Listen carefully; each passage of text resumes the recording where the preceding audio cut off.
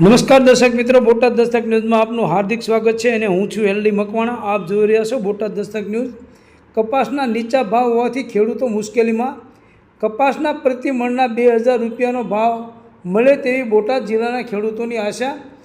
કપાસના પાકના ભાવ 1200 થી 1500 હોવાથી ખેડૂતો મુશ્કેલીમાં મુકાય છે।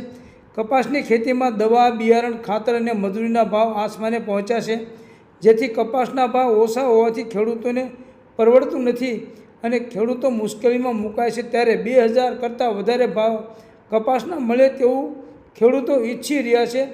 રાજ્યમાં છેલ્લા કેટલાક વર્ષોથી કપાસના ભાવ 1200 થી 1500 જેટલા નીચા છે, જેથી ખેડૂતો મુશ્કેલીમાં મુકાય છે। તો કેટલાક ખેડૂતો કપાસનો સારો ભાવ મળે તેવી આશાએ કપાસનો સંગ્રહ કરે છે। ત્યારે જૂનાગઢ કૃષિ યુનિવર્સિટી એક એડવાઇઝરી બહાર પાડીને કપાસનો ભાવ વધવાનો નથી, જેથી ખેડૂતોએ કપાસનો સંગ્રહ કરવો નહીં તેવી ખેડૂતોને સલાહ આપી છે।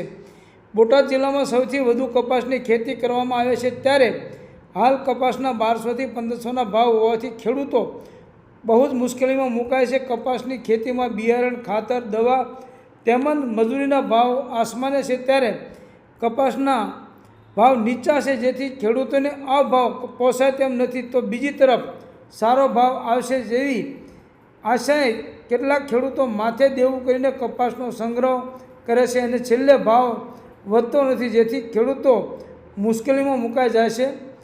હાલના સમયે મોંઘવારીએ માજા મૂકી છે, જેથી કપાસની ખેતીમાં પણ મોંઘી બની છે। તો બીજી તરફ છેલ્લા કેટલાક વર્ષોથી કપાસના ભાવ તળિયે બેસી ગયા છે, જેથી ખેડૂતોને પોસાય તેમ નથી। જો 2000થી વધુ ભાવ મળે તો જ ખેડૂત ટકી શકે તેમ છે, ત્યારે 2000 કરતાં વધારે કપાસનો ભાવ મળે તેવી બોટાદના ખેડૂતો માંગ કરી રહ્યા છે। સૌજન્ય દિવ્ય ભાસ્કર, બોટાદ દસ્તક ન્યૂઝ, એલડી મકવાણા, બોટાદ।